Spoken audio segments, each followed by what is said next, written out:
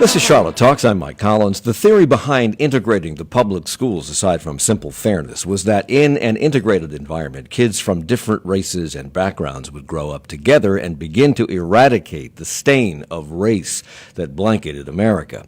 Charlotte led the way, successfully integrating its public schools to the point where it became a shining example of what that success could look like.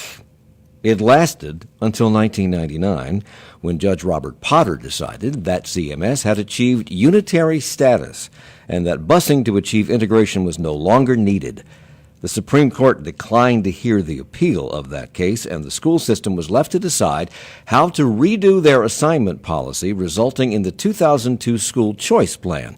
That plan may have brought choice back to the district, but it also re-segregated the schools. Today, CMS is as segregated as it was before the 1971 decision that forced Charlotte to integrate its classrooms.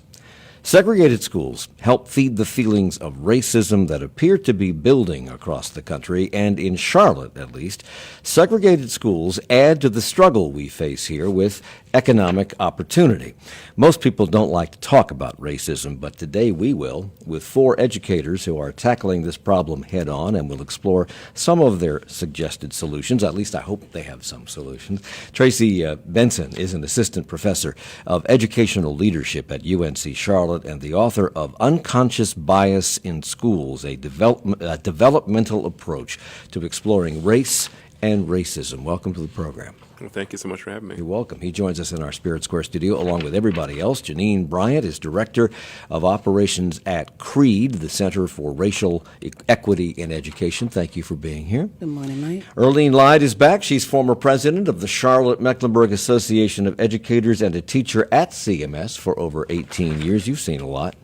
I have. Thank you. Welcome. Thank you. Welcome back. And Frank Barnes is here as well. He's the Chief Equity Officer at CMS. Thank you for joining us. Thanks, Mike, for having me. We're on the radio. We're on Facebook Live. And if you'd like to join the conversation, you can email us at charlottetalks@wfae.org. Search for WFAE on Facebook. Get to us through Twitter at Charlotte Talks. So, Frank, let me begin with you because you're the Chief Equity Officer right now at our public schools. When you look at the broad historical sequence of events in public education here, it appears that we had this problem handled, at least pretty well. And then because of the court issue that I referenced, we backtracked. So at the time of the 1999 decision, CMS itself was telling the courts, no, we have not achieved unitary status. And yet the court ignored that and said, yes, you have, and set you free to do whatever you wanted to do. If Judge Potter had agreed with CMS and said, no, you haven't reached unitary status, the ruling stands, would it be correct to say that the racial divide that we see in our schools today would not exist? It's hard to play Sunday morning quarterback with historical events. I think it was well chronicled that we hadn't achieved nirvana, if you will, that we hadn't conquered the ills and impacts of racism at the time. Where we are now is looking at exactly what you articulated, and it's not just in Charlotte, but it's across the country. Sure. Resegregated schools. Because our case was opened the door to everybody, just as it did the first time. Mm-hmm, mm-hmm. We were the test case. And I think given the instances, I agree with the conclusions of the administration and the community at that time that was asking for us to not be given unitary status. Nevertheless, given where we are today, I think we need to think about, given how we have our schools constructed, given the way housing is constructed in Charlotte, we as a community need to say, how do we provide great schools in every community, regardless of the concentration of different races or the concentration of poverty? And why don't we? I think if I'm saving that answer so that I can make lots of money for it. But I think overall what you're seeing is we're still dealing with the legacy of racism. Right. in our country. We're still dealing with bias and in some levels of injustice. And I think even in some instances, we're dealing with our industry of education, not North Carolina, not Charlotte, but our industry of education, which is trying to remedy the things that we did and trying to undo them and unlearn them while recreating schools that never existed for this level of demand before. So, in his decision ending busing for the purposes of integration, Judge Robert Potter wrote, "The court is convinced that CMS, to the extent reasonably," this is a quote, "the court is convinced that CMS, to the extent reasonably practicable, has complied with the 30-year-old desegregation order in good faith, that racial imbalances existing in schools today are no longer vestiges of a dual system, and that it is unlikely that the school board will return to an intentionally segregated system." But we have resegregated. And Mike, that's what I think we can't forget is that school board did return and what they did in terms of gerrymandering of zoning for schools. And if you go back and look, I came here in 2001. The first year I was here, busing was still going on. But after that, it changed. And so what happened is that they started piecemealing those because of complaints, et cetera. They started squeezing zones and rezoning families to different areas than they were. And so that was part of the resegregating of our system. Well, some historical perspective for people who have not lived here as long as we have lived here. When this court order came down and said you don't have to bus anymore, it came down because a parent of a student sued to have the system changed because they wanted to get their child into a magnet school and were turned down twice, they said, for racial quota reasons.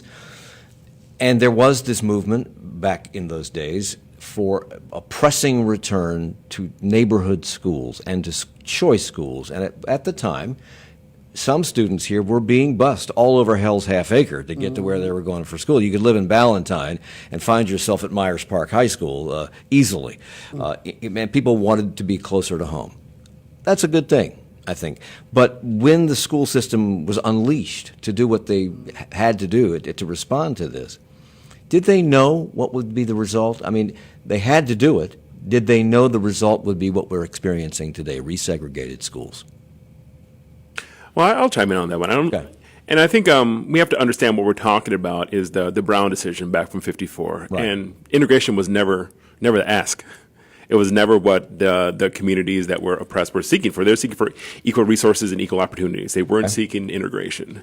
And so Charlotte chose the move of integration, assuming that it would produce equal education opportunity. But something we don't talk about is that just because we have black and brown students going to school with white students, that there wasn't tracking and segregation within schools. And in terms of educational opportunity, that still goes on today. That's what Rosalind Mixlin writes about in her book about Charlotte Mecklenburg schools, is about second-generation segregation, that different educational experiences within the same integrated schools. And so getting back to your question about did the school district know that when the order was lifted for integration, would it go back to segregated schools? Well, the cities has always been residentially segregated. And if you go back to neighborhood schools, of course the schools are going to be segregated. So it's illogical. These are very smart, well-educated people. And so anyone could predict that if you lift the order and people are involuntarily being bused, once you go back to voluntary choice, you're going to go back to segregation. When we were fully integrated, prior to this ruling in the 90s, were students on an equal playing field? Were minority students doing as well as white students? Because Can I just we make know a caution that we Sure. I don't know that we were ever fully integrated. Okay. We were desegregated. Okay. Which is different. So we just want to add some nuance to our language. Okay, so before we were re-segregated, Right. let's put it that way, were African American and Hispanic students who don't do as well right now, or maybe the system doesn't affect them as well as they do white students. Right. Was that the case then, when we were fairly integrated? Yes, it was, Mike, and that's why No Child Left Behind came along, because you were not getting the results for the subgroups in every school, so there was some masking of not being really responsive to the needs of those students who were struggling. Has it gotten worse? It has gotten more identifiable. Is that a good thing or a bad thing? If we can identify a problem, it's easier to fix it, right?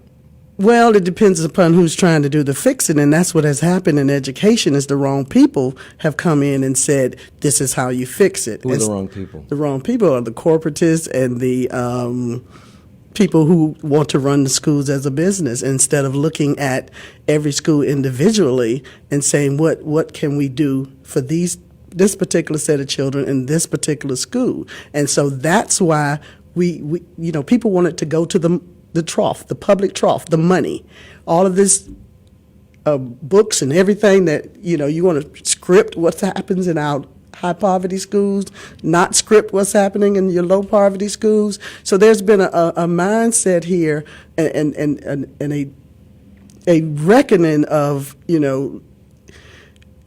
low expectations and discrimination, but let me sell you something for this testing thing and that sort of thing. And so what we have done is not looked at children and their needs, but we're looked at, how can we create these tests and everything and make some money? Does it surprise you, given all the lawsuits that we went through from the 50s through the 70s into the 90s to integrate or to have equal schools, opportunity in schools, to back to neighborhood schools? Does it surprise you that the end result of this has not yet resulted, Janine, in a lawsuit to reverse it yet again?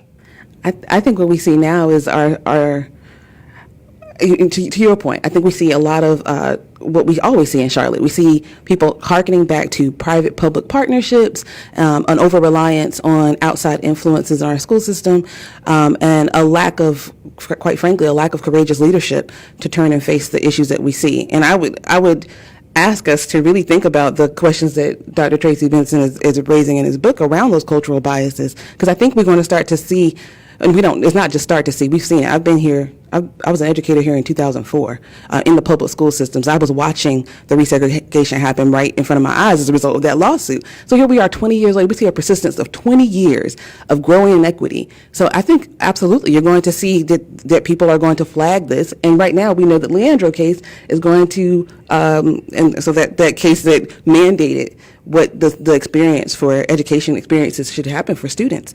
We know that we haven't hit those marks. We don't need any consultants to tell us that. We already know we haven't. So what are we going to do about it? And a lot of people are going to be pressing to see rapid action. Some of that action may happen in litigation. Where does that courageous leadership that you talked about, where does that have to be placed? Is that at the school board level, at the superintendent level, at the city council, county commission, state government? Where does that have to be? We're talking about comprehensive leadership change, I think. So I don't But think where? I don't think it's just district level leadership. I think North Carolina is looking at Charlotte is, I think, a great example of where you have to have parents, students, teachers, and district level administrators all holding hand and all facing the same direction. We know that's not what's happening in Charlotte. Can that be achieved? It absolutely can. We know Charlotte was a model for 41 other school districts. Right. We know it can happen. Unfortunately, that happened with a lot of pressure from litigation. It should be noted here, for people who don't remember this, that Ronald Reagan was running for president in 1984 when he came to Charlotte. And he mentioned at this campaign stop that he accused Democrats of wanting dependents of the state and not citizens. And he accused them of keeping people in bondage as wards of the state. And he used as an illustration to make that point the court-ordered integration of schools that seemed to inflame a lot of the South, but not here. And his words got absolutely dead silent response from the Charlotteans gathered there because we had done it. We had integrated the schools successfully, and the Observer headlined an editorial following that appearance with the statement, "You were wrong, Mr. President." When we come back, I want to get an answer to if he was wrong, and that was one of our proudest achievements. What happened? We're going to come back in a moment. It's Charlotte Talks on WFAE.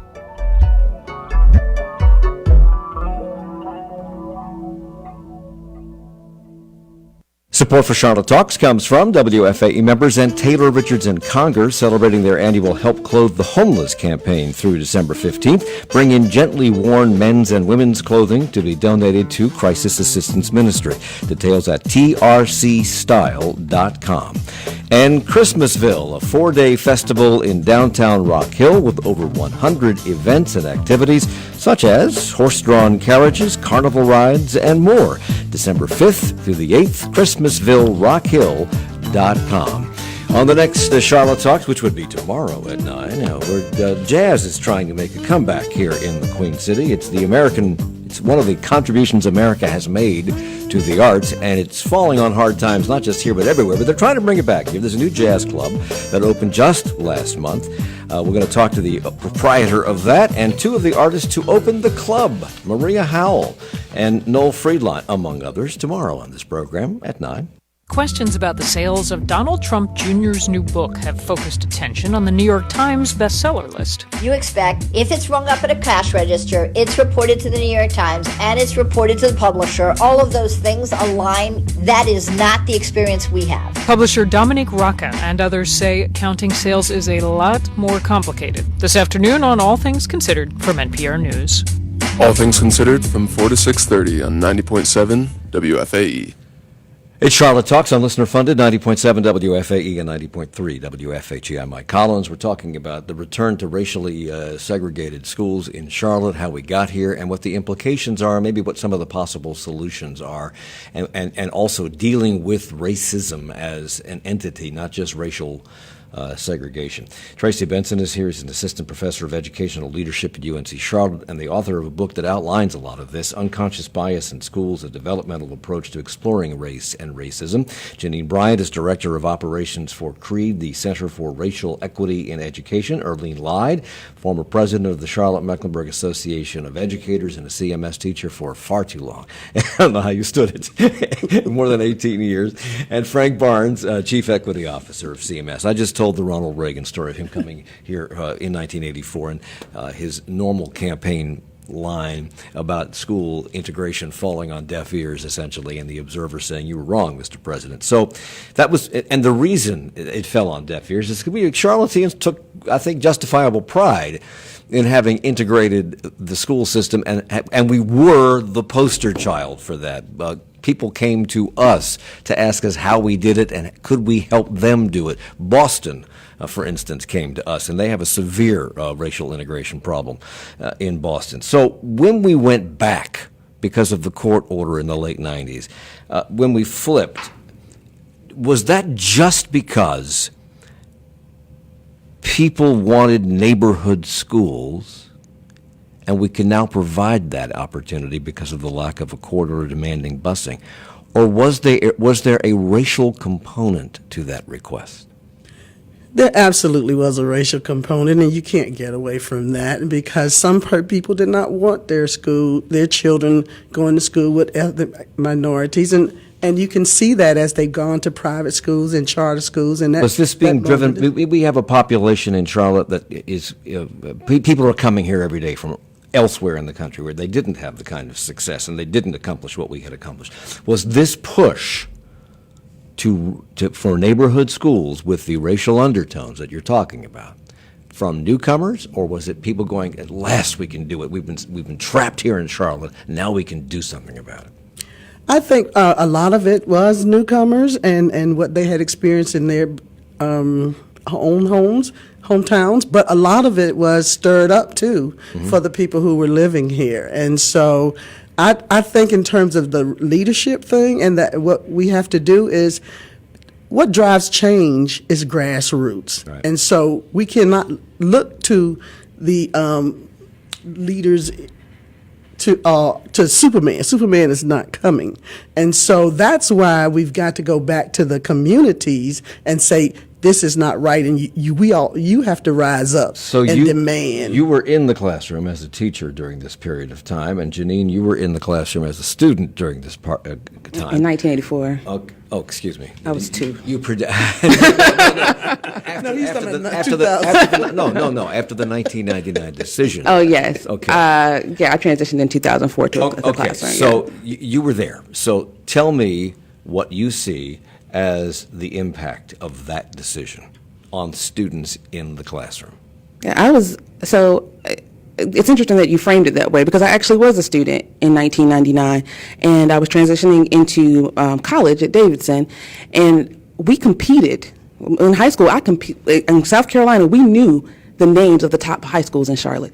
We knew them. We knew them as competitive.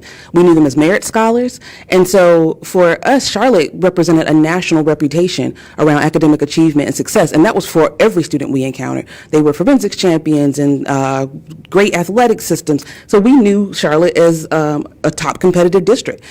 Once I got here, and within that short 4-year time period, by the time I transitioned into a CMS classroom, I was literally witnessing West Charlotte resegregate. And so within 4 years after that Capiccioni case, and so that mandate, once we saw the lack of leadership around like what other alternative plans we could do, I saw the school resegregate. So what was the impact of that?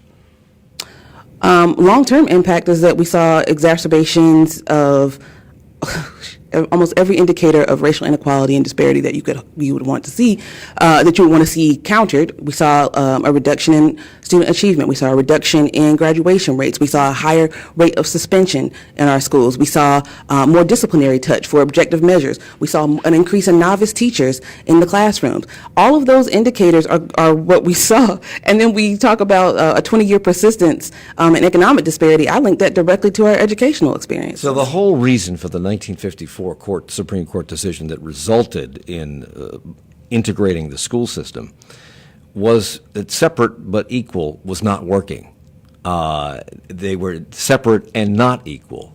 Are we together but not equal today? Right, and I think on her point, what you saw was the people, fewer and fewer people advocating for those schools that were being changed. I was at E.E. Waddell High School, and part of our problem was that people wanted to go to South Meck. They wanted their children to go to Myers Park. And so what I saw happening is that they kept taking pieces of neighborhoods until they ended up with mostly black and brown children. And then the resources started being squeezed, nobody to advocate for them. That school should have never been closed, but they did not have the advocacy in the community to keep it going. And so that's what's happening to all of our other high poverty schools also. So Janine was talking a moment ago about when this happened. One of the results was we saw more disciplinary problems and suspensions, and we saw changes in test scores, et cetera. And that kind of plays into your book, Tracy, because that is racism. That's unnoticed. What do you call it? Implicit racism or unconscious bias. Correct. The title of your book, in the foreword of your book, the founder of an education group writes that, quote, schools cannot achieve racial equity without explicitly naming race and exposing racism as central in the failure to effectively serve the student groups that comprise the majority of the school population. How difficult a task is that? Well, thank you for that question, Mike. And I think we have to bring this back to the greater context of black people in the United States. That 2019 marks the 400th year of the transatlantic slave trade. Mm-hmm. So starting in 1619 until 1865, black and brown people were enslaved to this country. Were not allowed to be literate. Were not allowed to be educated. This is 246 years, generation after generation of undereducation. And then after that, we had 89 years of Jim Crow segregation, where it was still legal to discriminate against black and brown people. So if we're talking 345 years of legalized discrimination against black and brown people, and if we count 1965, the Civil Rights Movement, as the end of legalized discrimination, we're only at the 55-year mark. Opposed to 345 years of legalized discrimination, which includes undereducation of black and brown populations. So every action deserves an equal and opposite reaction in order to solve that. So if we don't focus specifically on how these vestiges of racism and the legacy of racism still affects us today, we're never going to achieve what we expect to achieve in educating our students. There's a lot of conversation when Barack Obama became president that we were now living in a post-racial society, and we quickly discovered that wasn't the case. And in the Trump years, we have discovered that there's this rise or unleashing or freedom to express some feel of white nationalist feelings. When you take those people out of the equation, the extremists, and you just put it on the population at large, is what we're witnessing here when we talk about racism, is it a black-white thing, or is it more of an economic, social thing? We live in two separate worlds, and when our worlds collide, we're uncomfortable because they are different worlds. Not that you're black and I'm white, but that we come from different backgrounds with different customs, essentially, different linguistics, different forms of dress. Is that the problem? So, I mean, we have this the myth, especially in Charlotte, that it's the outsiders coming in and affecting what happens here in Charlotte. I mean, I'm not from Charlotte, but my wife is from Charlotte. Her parents are from Charlotte. We have the long lineage of folks from Charlotte in my my in-law family. And racism was here long before the integration, and that we think that that segregation is normal. It's not. We talk about it as if it's normal. Like residential segregation is normal. That has everything to do with economic class. But even when economics is not a part of the question, when you level the playing field and compare low-income blacks and low-income whites, Latinos, they're still segregated. Absolutely. So it is a race and racism thing. So it's not a natural occurrence, but we talk as if it's natural, and it comes from our long legacy and history of racial discrimination, and that legacy holds true today. Unless we talk about it very specifically, why my white child does not want to go to this black school in those terms, we can never come to the real reasons why racism is at the. And Mike, I want to build on something that Tracy said earlier. He eloquently and swiftly articulated this 400-year legacy of racism. And imagine that racism is equivalent of the gravitational pull. What we were doing during that short period of time since Brown to today, or even to 1999, was trying to escape the gravitational pull of racism's legacy in the United States. And it's going to have to be a consistent effort. Just because we exercise more, say, jet propulsion, equity-based education, culturally responsive teaching, it doesn't eliminate the gravitational pull of racism, inequity, and that we're always seeking to escape. So when a decision was made, it was the natural system saying we're going to retract back to what has always been.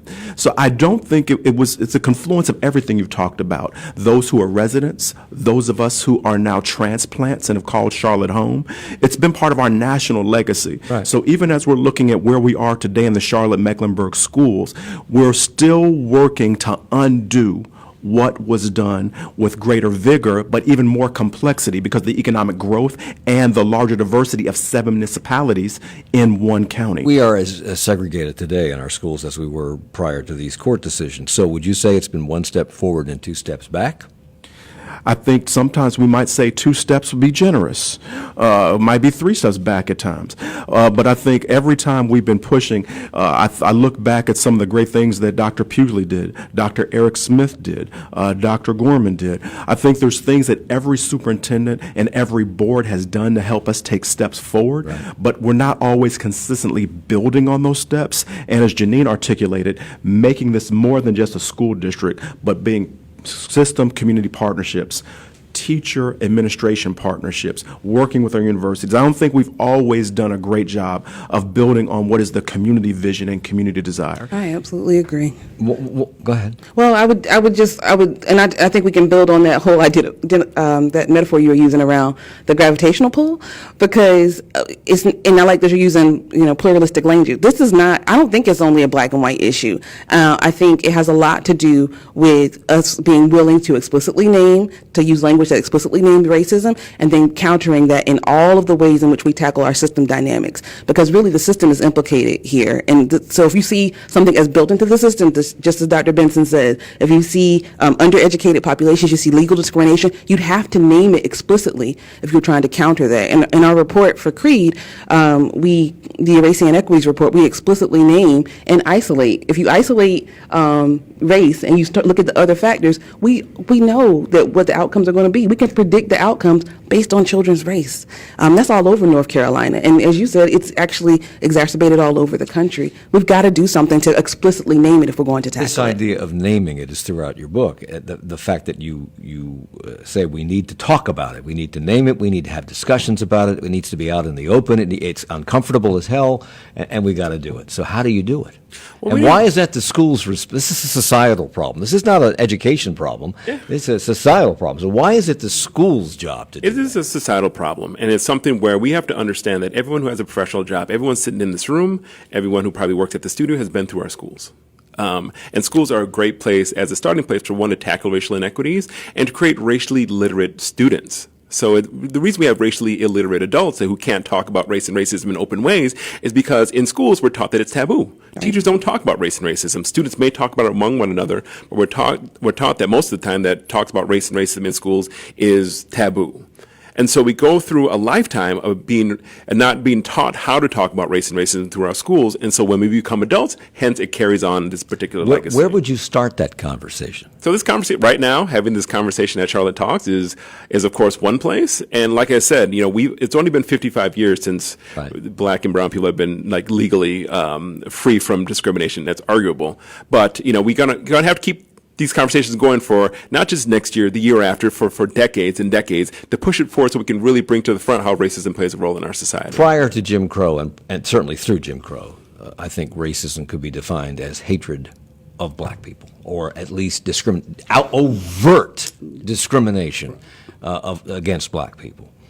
Following the end of Jim Crow, the 65 Civil Rights Act, and onward, that racism has simmered in an undercurrent that we don't talk about, which is what you're talking about. We need to talk about it to get it out in the open. Has the nature of racism changed? Is it really?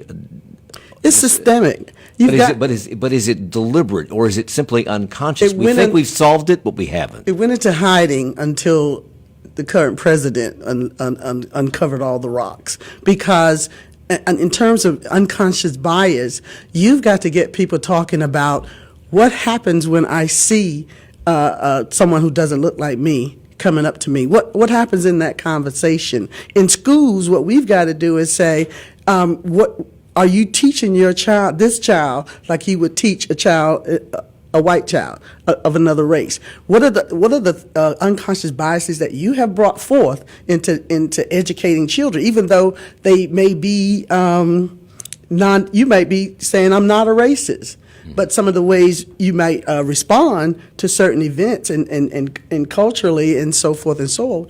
We've got to have those conversations among educators, and we got to talk about also trauma and poverty and how they affect what's going on with kids.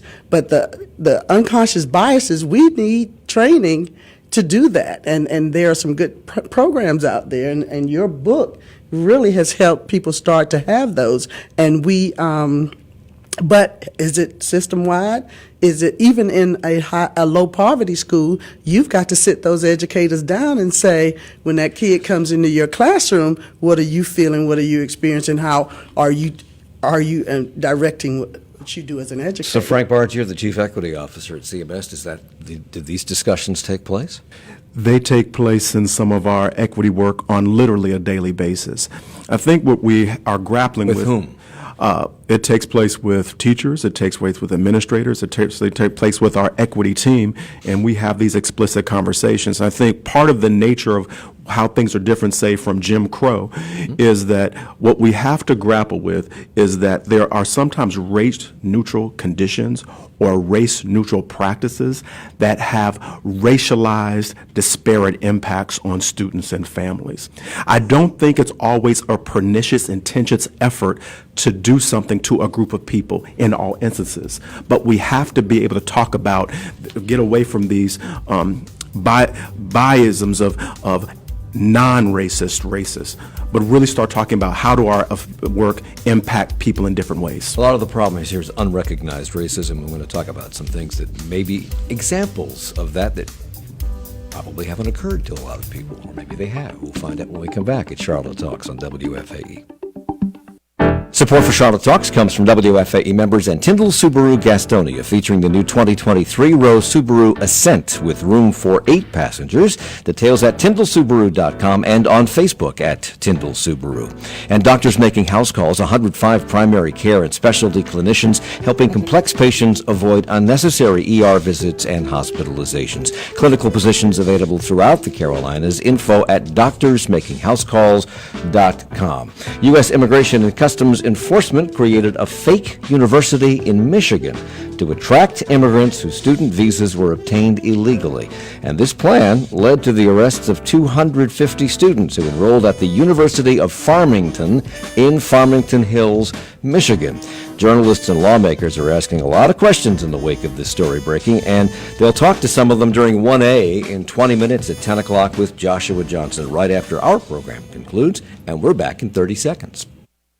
It's your world. We help you explore it. Some leaked documents offer an inside look at China's detention of Uyghurs. It's your community. We help you understand it. The Westside Community Land Trust is the first in Charlotte, founded in 2016 by residents concerned about rising housing prices and displacement of longtime residents. WFAE's Morning Edition is an essential way to start your day and stay connected to your world.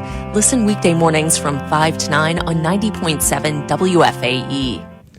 It's Charlotte Talks on WFAE and WFHE. I'm Mike Collins. We're talking with Tracy Benson, author of Unconscious Bias in Schools, a developmental approach to exploring race and racism. He's an assistant professor of educational leadership at UNC Charlotte. Janine Bryant is director of operations at CREED, the Center for Racial Equity in Education. Frank Barnes is the chief equity officer for Charlotte-Mecklenburg Schools. And Earlene Lyde is a former president of the Charlotte-Mecklenburg Association of Teachers and a teacher at CMS for more than 18 years. Before I talk about one of the things I was going to bring up as an example of unconscious bias, let me read some emails that have come in while we've been talking.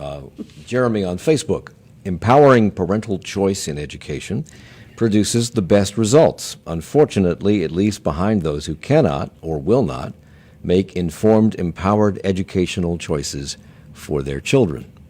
Reaction. There's a lot of people on Facebook that like to use code words.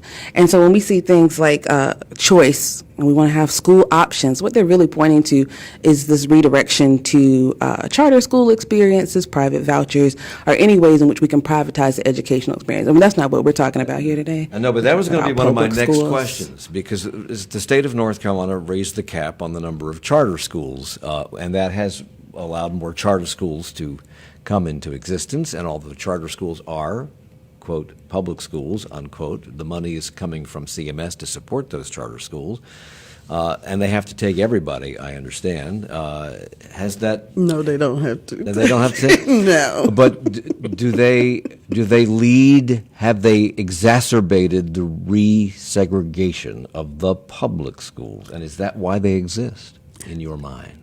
When charter schools came out, they were actually to be incubators of what practices could be transferred to the public schools. Has that turned out to be the case? No. Why? What has happened is once they eliminated the caps, then the focus became, how do I get my kids out of public schools, but still not have to pay private school money? But there are majority black and brown charter schools.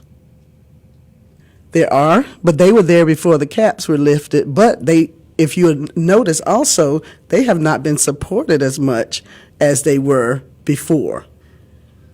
Okay.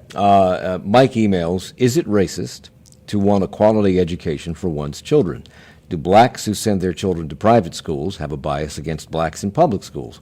Charlotte City Council, Charlotte-Mecklenburg School Board, Mecklenburg County Commission, and city and school leadership is black. Charlotte and Mecklenburg are majority white. Where is the racism? So what we have to understand about how racial bias works is that we've been raised in a highly racially biased society. We're exposed to it on a daily basis, from television, from news stories, even at the grocery store, about the faces that we see in marketing and advertising. It's that we live in a very white-centric society. And so this idea that black and brown people don't have ingested racial bias is simply false, because we're all raised in the same society.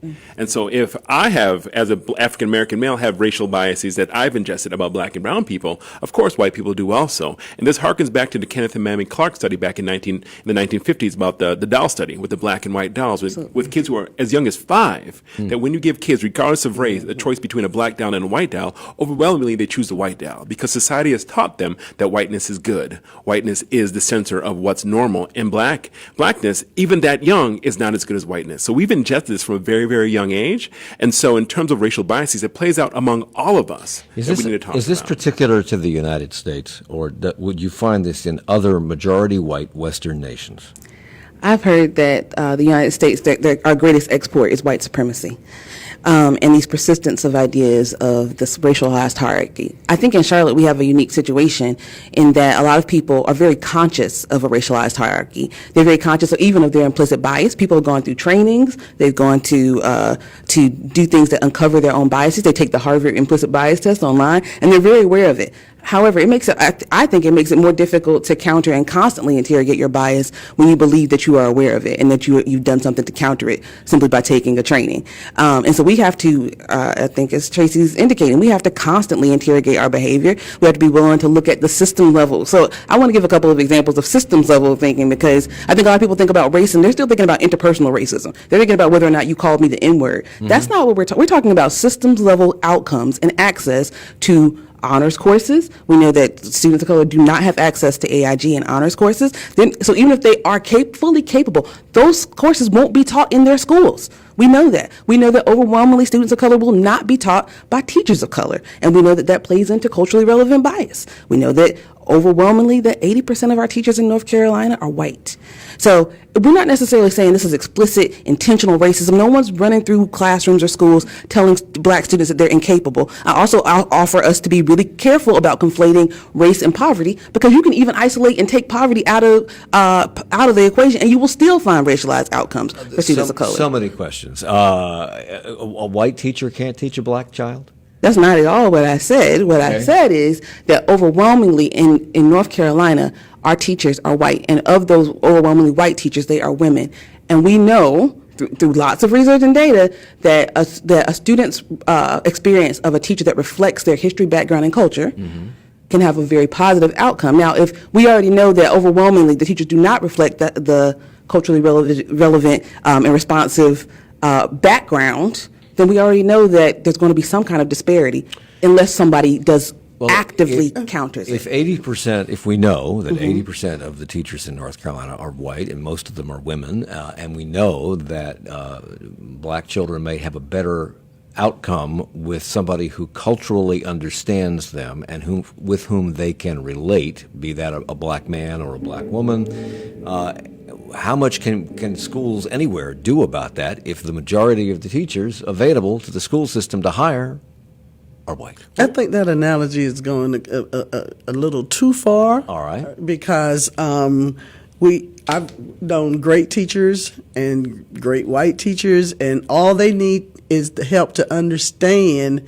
what they are bringing to it. If you help them understand that you did this because of maybe some unconscious bias, etc., then they will seek to grow and they will seek to educate themselves. And that's what I have found we have found as the Association of Educators. So give me an example. Give me an example of that, because if it's unconscious bias, that's difficult to self-diagnose. It's unconscious. You don't know you have it. So give me some examples of how to recognize it, or who would help you recognize it without you getting your defenses up.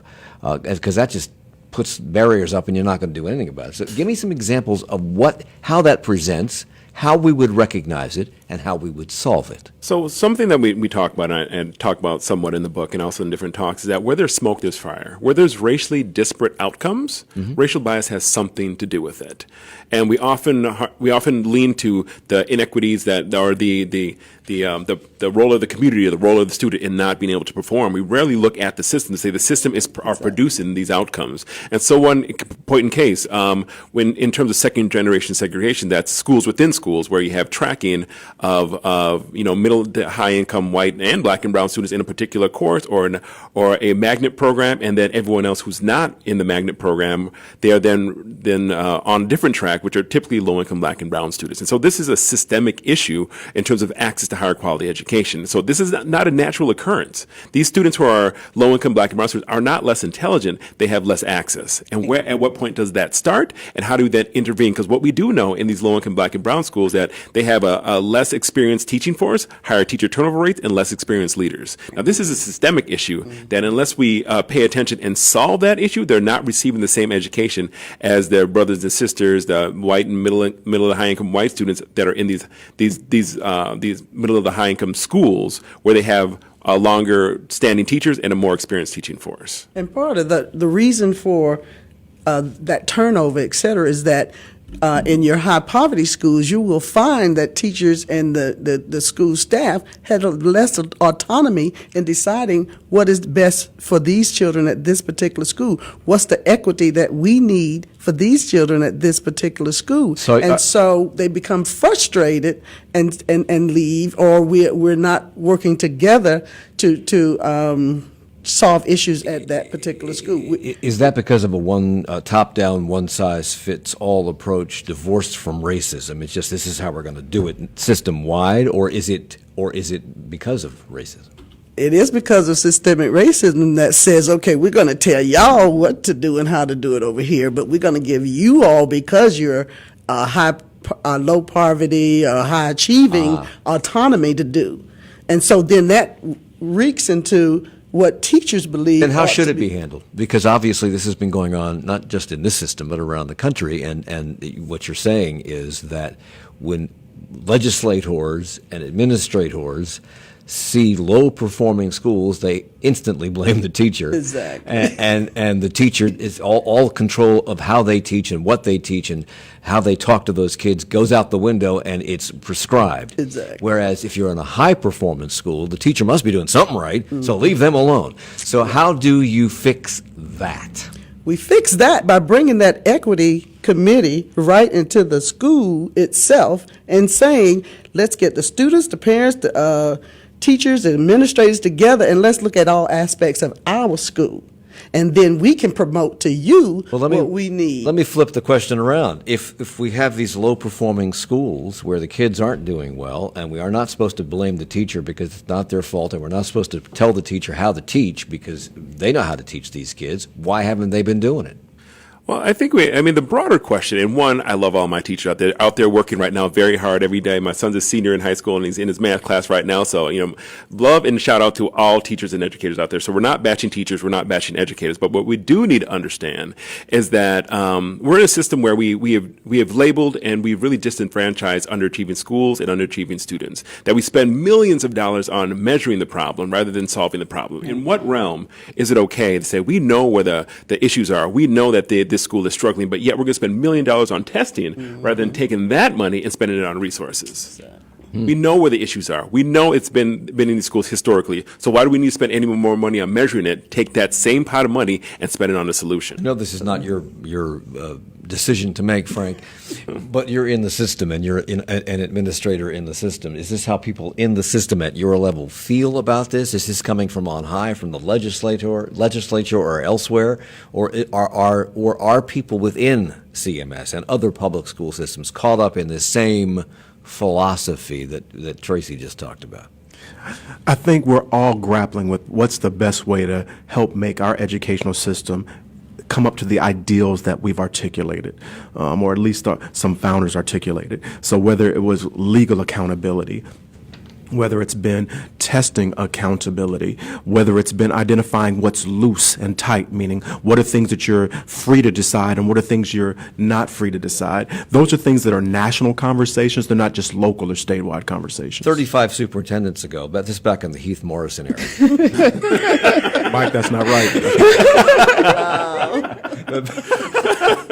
But back in the Heath Morrison era, CMS considered hiring the educational consultant that wrote the foreword to this man's book over here, Glenn Singleton, and evidently he was going to come in and help people recognize racial bias.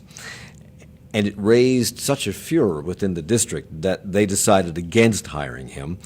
Instead, they began quietly doing what they call cultural competency training, and that was before the Leading on Opportunity report identified school segregation as one of the problems that leads to the lack of upward mobility in Charlotte. So now that we know that from the Leading on Opportunity study, have we focused on fixing this problem? Have schools stepped up their efforts to recognize racial bias and the outcomes of unrecognized racial bias on these kids' lives? All 178 schools haven't taken on this mantle with the same level of vigor and intensity. Some schools have certainly done it, and it's been due to their school-based leadership, the teacher leaders and the administrators in those buildings. It's something that we're continually working on. I was here with those 35 superintendents ago with Dr. Morrison, and those were difficult conversations. I think where we perhaps can get closer is having these conversations about race and racism and how they directly translate in how we teach students. I have to say I was a little bit distracted during our conversation because an email came up from a student, and I was looking over your shoulder. Oh, I'll read it for you, because you can see my screen. I could. I was distracted. You're sneaky, aren't you? Hello, my name is Jordan. I'm a 7th grade homeschool student, but I was in CMS for my whole life before this year. My question is, why do teachers treat black people differently from other students? I want to give one response to that, but not the only response. But I thought it was fascinating that a student sent that in, and I wanted to speak to... Well, we assume it's a student. We assume it's a student. I wanted to say to Jordan, whoever Jordan is I think we don't always need to see different as worse. I think we never want to treat everyone the same. What we want to do is we want to cultivate the unique gifts and talents of every student, but we want to make sure that in treating students differently, that we interrupt practices that create, sustain, or reproduce disparities, and that in doing so that we want to eliminate the predictability of who achieves academically. So I would encourage Jordan to say sometimes some students are treated differently, but I would dare to say that Arlene, who was a master teacher, treated some students differently, and it wasn't for the worse all the time. But I think in some instances what he might be talking about is bias, is low expectations, is harsher disciplinary responses to the same type of student behavior. Right. I think those are some biases, but I do want to challenge that different is always worse. So one of the points that you make in your book, Tracy, is that for a lot of white people, the subject of race is taboo, so we don't talk about it. It's certainly uncomfortable, and it's dangerous to talk about it sometimes. I mean, you're going to offend people, or you run the risk of doing it. But you believe, talking about it should be a normal, everyday practice. That's a topic for another show, how we make that happen. Tracy Benson, author of Unconscious Bias in Schools, Janine Bryant with CREED, Erlene Lyde with the CMS Association of Educators, and Frank Barnes with CMS. Thank you all.